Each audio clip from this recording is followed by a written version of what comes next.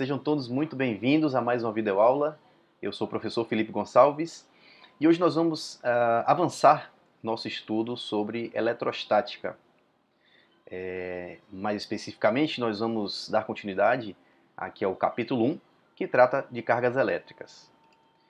Bom, turma, na aula passada, né, nós avançamos nos 4 primeiros pontos, nos 4 primeiros tópicos, né, desse capítulo 1. Então, nós fizemos uma breve introdução, falamos sobre noção de carga elétrica, também sobre corpo eletricamente neutro e corpo eletrizado, né, a diferença entre eles dois, e trouxemos uma definição, né, da quantização de carga elétrica. Na aula de hoje, eu vou falar para vocês mais 3 tópicos, tá? Que são os itens 5, 6 e 7 dessa lista. Então, princípios da eletrostática, condutores e isolantes elétricos e processos de eletrização. Vou deixar o item 8, lei de Coulomb, para uma próxima videoaula, tá? Bom, a eletrostática, turma, ela baseia-se em 2 princípios fundamentais. E quais são eles? O primeiro é o princípio da atração e da repulsão.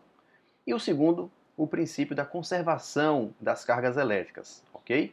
Então vamos explorar mais um pouquinho de cada um deles aqui. Bom, o primeiro princípio, né, que é o princípio da atração e da repulsão, né, nós temos o seguinte: experimentalmente, ao serem aproximadas duas partículas eletrizadas com cargas elétricas de mesmo sinal, verifica-se que ocorre uma repulsão entre essas cargas. Então, cargas de mesmo sinal têm a propriedade, né, uma característica de se repelir. Há uma repulsão entre elas. No entanto, né, se essas partículas tiverem cargas elétricas de sinais opostos, ocorrerá uma atração entre elas. Então, cargas de mesmo sinal se repelem, cargas de sinais opostos se atraem. Esse é o primeiro princípio da eletrostática, o princípio da atração e da repulsão. Ok? Bom, deixa eu desligar minha câmera aqui, turma, para não atrapalhar a figurinha. Bom, então, vejam esquematicamente, né? Partículas eletrizadas com cargas de sinais iguais se repelem, enquanto as eletrizadas com cargas de sinais opostos se atraem. Então aqui, turma, nós temos uma carga positiva e outra carga positiva ali ao lado, né? Se repelindo. Carga negativa aqui do lado esquerdo, carga negativa do lado direito também se repelindo. Agora, quando nós temos cargas de sinais opostos, vejam que a força, né, representada aí por essas duas setinhas, ela é uma força de atração, ok? Muito bem, partindo agora para o segundo princípio da eletrostática, o princípio de conservação das cargas elétricas, nós temos o seguinte: a propriedade carga elétrica existente nas partículas elementares é inerente a estas, como a massa, por exemplo, não podendo ser eliminada delas ou nelas gerada. Tá? Então vamos lá. Se em um sistema eletricamente isolado houver N corpos, com pelo menos um deles eletrizado, poderão ocorrer trocas de cargas elétricas entre eles. Mas, observem bem, a soma algébrica dessas cargas será a mesma antes, durante e depois das trocas. Ok, turma? Então vamos ver aqui uma figura, vai ficar mais claro. Primeiro, a gente precisa definir, né, o que é o sistema, e aqui nós temos a fronteira do sistema. Bom, sistema eletricamente isolado é aquele que não troca cargas elétricas com o meio exterior. Podemos enunciar o princípio da conservação das cargas elétricas da seguinte maneira: a soma algébrica das cargas elétricas existentes em um sistema eletricamente isolado é constante. Bom, então aqui nós temos uma fronteira, né? Imaginem esse sistema aqui, que tem 3 corpos aí, cada um deles com uma carga, né? O corpo A com a carga menos 5, né? Sendo que aqui é a carga fundamental. O corpo B com a carga de mais 2, né? Uma carga positiva de mais 2 Qzinho aqui. E o corpo C, na verdade, está eletricamente neutro, né? Ele tem a quantidade de prótons e elétrons iguais, né? Ou seja, tem um equilíbrio, esse corpo está eletricamente neutro. Percebam então que a soma algébrica das cargas elétricas existentes nos corpos vale, né? Vejam, somatório das cargas desse sistema vai ser né, a soma das cargas da carga QA mais QB mais QC. Então nós temos o quê? Menos 5, Qzinho, mais, né, 2 positivo mais 0, que é a carga do corpo C. Então, esse sistema, né, esse sistema todo aqui, pessoal, tem uma carga de menos 3 Qzinho, menos 3 vezes a carga fundamental, uma carga qualquer, né? Esse Qzinho está representando só uma quantidade de carga elétrica. Não é o Coulomb, tá? Mas poderíamos, de repente, fazer um sistema aí e trazer a unidade de Coulomb, tá? Muito bem, turma. Então, vejam só. Suponha agora que por meio de um processo de eletrização por contato, por exemplo, nós vamos falar sobre processo de eletrização logo logo. Então, suponha que agora, né, suponha agora que por meio de um processo de eletrização por contato de A com C, por exemplo, o sistema sofra uma alteração. Então, olha só, turma, o que, é que vai acontecer aqui? A gente vai lá e coloca um fio, né, um contato aí entre os dois corpos, A e C. O que acontece? A transferiu, né, para C alguns elétrons, né? Vejam que ele ainda continua com a carga negativa, menos 2, e C agora, que era zero a carga dele, né, era o corpo neutro, passou a ser eletricamente negativo, né? Ele tem um excesso de elétrons, tá? Então o que acontece? A transferiu carga para C, transferiu elétrons, tá? E C passou a ter uma carga negativa, né? Mas o sistema mantém-se, né? Ele se manteve com a carga de menos 3Q. Tá? Então, olha só, observe que houve passagem de cargas elétricas do corpo A para o corpo C. No entanto, a soma algébrica das cargas continuou a mesma. Então, menos 2 mais 2, 0, né? E menos 3 dá menos 3. Menos 2 mais 2 menos 3 vai dar justamente menos 3Q. Então, esse é o segundo princípio da eletrostática, o princípio da conservação das cargas elétricas. Dentro de um sistema, você não tem como criar carga, você não tem como eliminar carga. Você simplesmente transfere, né, essas cargas entre os corpos. Ok, turma? Muito bem. Vamos avançar agora para o item 6, que trata de condutores e isolantes elétricos. Tá? Bom, em alguns corpos podemos encontrar portadores de cargas elétricas com grande liberdade de movimentação. Esses corpos são denominados condutores elétricos. Nos demais, essa liberdade de movimentação praticamente não existe. Esses corpos são denominados isolantes elétricos ou dielétricos. Então, turma, a gente dá para perceber assim claramente, né, um bom condutor de eletricidade é aquele corpo que tem baixa resistência à passagem da corrente elétrica. Tá? Já o isolante é aquele corpo que vai dificultar a condução, vai dificultar a passagem das cargas, né, de um corpo para outro, pelo menos. Então, nós temos aqui um exemplo, né, de um fio, que aqui é um fio singelo, né, um condutor, e ele tem isolação. Né? Também aqui nós temos um cabo, né, com vários condutores e duas camadas isolantes. Né? E outro cabo aqui, um cabo multipolar, que tem, né, condutores, cada um deles com a sua isolação e por cima, né, uma isolação para você ter o cabo como um todo, né, isolado. Aqui é um cabo unipolar, aqui é o cabo multipolar. Você pode ter formação de 2, 3, 6 veias, né, no mesmo cabo. Isso vai depender muito da aplicação. Mas assim, turma, vejam que o condutor, né, essa parte do núcleo, vamos dizer, a parte central aqui, né, do fio ou do cabo, é quem faz a condução.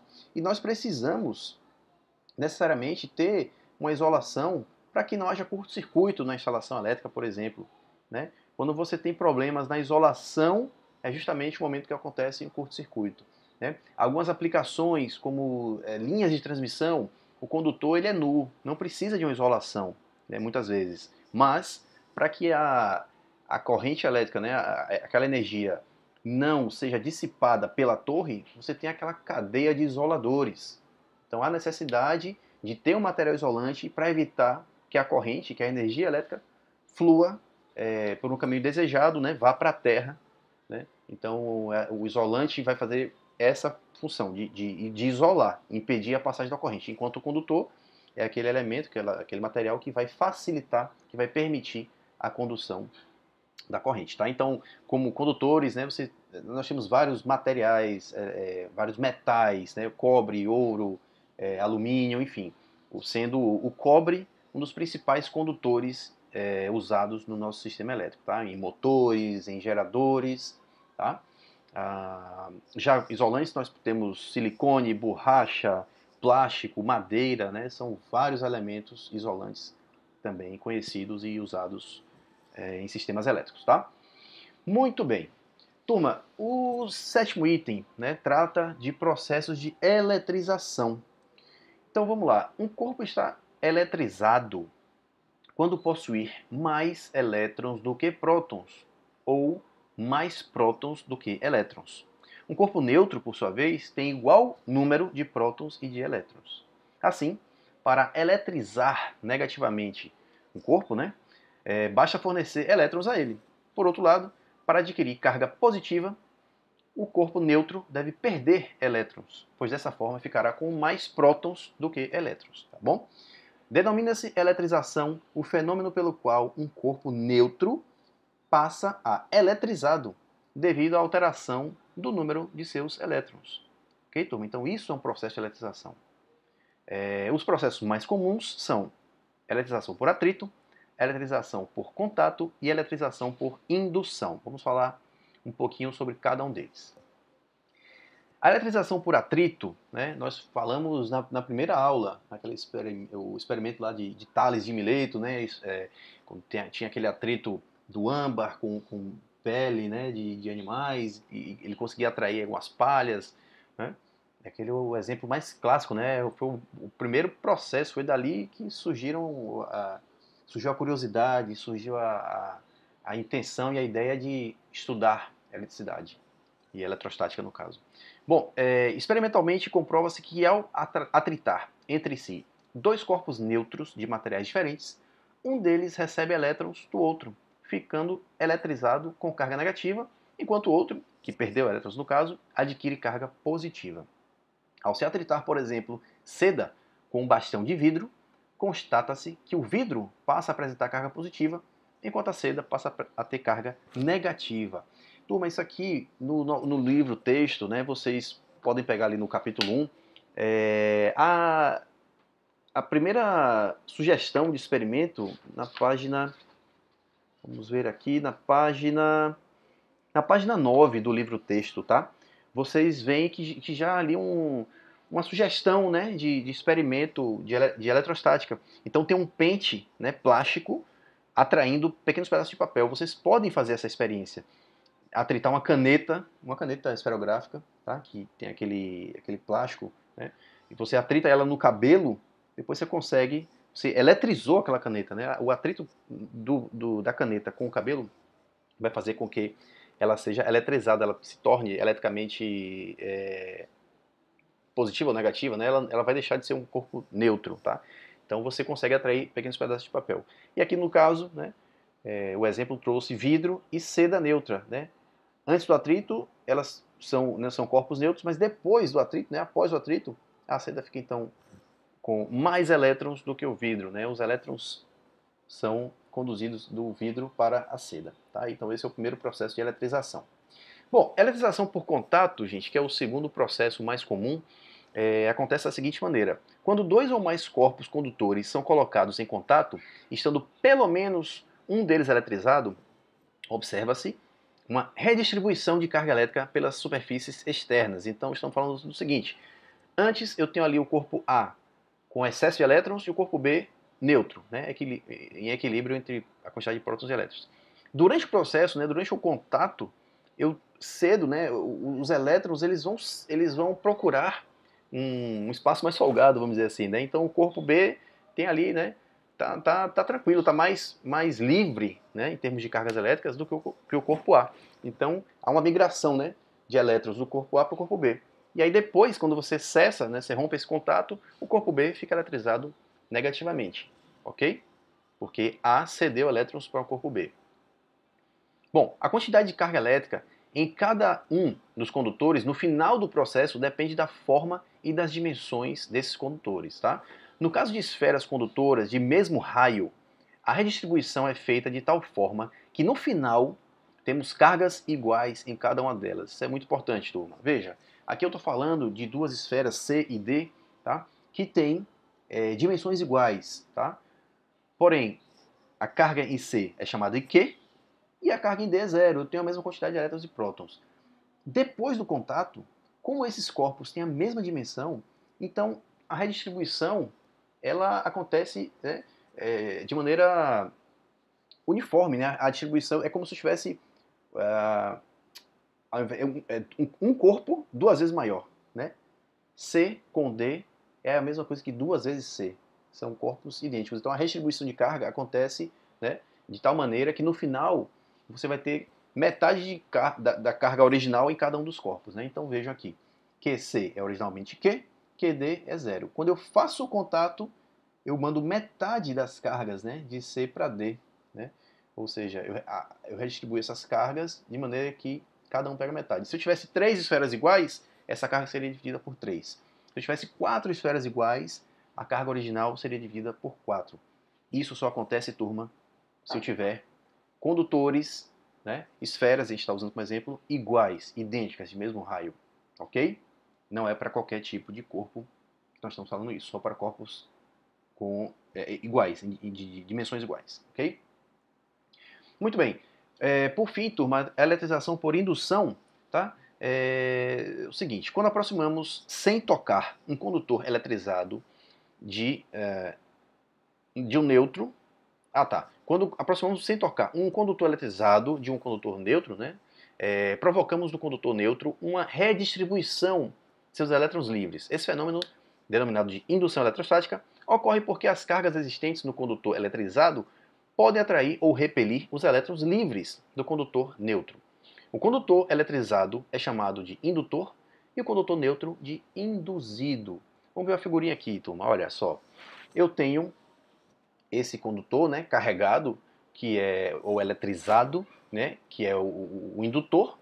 Ele está aqui com o suporte, né, isolante, então o rapaz está segurando ali esse indutor com a mão e essas cargas não estão para a mão dele, né, estão sendo mantidas aqui no indutor.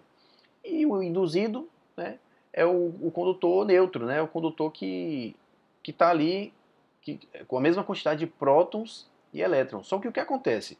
Quando eu aproximo esse indutor do induzido, há uma força, lembre-se lá do princípio de atração, né? Primeiro princípio da eletrostática. Então há uma atração, olha, cargas opostas se atraem. Então as cargas, e da mesma maneira, né? Cargas de mesmo sinal se repelem. Então o que acontece aqui na verdade, turma, é que as cargas elétricas, né? Os elétrons desse indutor empurram os elétrons do induzido, né? Então há uma repulsão desses elétrons e, obviamente, né, você fica com um excesso de elétrons do lado esquerdo aqui e uma falta de elétrons do lado esquerdo, desculpa, lado direito você tem o excesso de elétrons, lado esquerdo aqui, né, desse lado da esfera, você tem uma falta, né, um déficit de elétrons, então o corpo fica carregado positivamente de um lado e negativamente do outro. Porém, esse fenômeno por si só não eletriza o corpo, tá? Você só tem uma redistribuição das cargas. Quando, né, você quer eletrizar efetivamente o corpo, né, então nós temos um procedimento, que é o seguinte. Usando a indução eletrostática, podemos eletrizar um condutor. Para isso, devemos seguir o procedimento. Primeiro, aproximar o indutor, que é o condutor eletrizado, do induzido, que é o condutor neutro. Em seguida, na presença do indutor, ligar o induzido à terra. Então há aqui um procedimento, turma, de aterramento. Né? Então esse lado aqui, né, do induzido, né? Veja, vamos começar aqui. Ó. Indutor eletrizado se aproxima do neutro, então o que acontece? Ele vai, né, fazer com que os elétrons se aproximem do induzido, né, deixando ali uma falta de elétrons aqui do lado direito. Então, quando esse induzido é aterrado, né, o que acontece é justamente um equilíbrio, né, um equilíbrio desse induzido. Então, nesse caso especificamente, né, vão subir elétrons aqui, né, da Terra para preencher esse desequilíbrio. Então, o passo seguinte é justamente desligar o induzido da Terra. Então, você corta ali, né, o induzido da Terra. E quando você faz isso, agora sim o induzido tem uma quantidade de elétrons maior do que prótons. Aí ele está carregado negativamente porque tem mais elétrons do que prótons. Ok? Bom, É isso, turma. Na aula de hoje, né, nós falamos sobre princípios da eletrostática, condutores e isolantes elétricos e processo de eletrização. Na próxima aula falaremos sobre a lei de Coulomb, que é a quantização, a quantificação da força, né, dessas forças de atração e repulsão. Muito obrigado e até a próxima.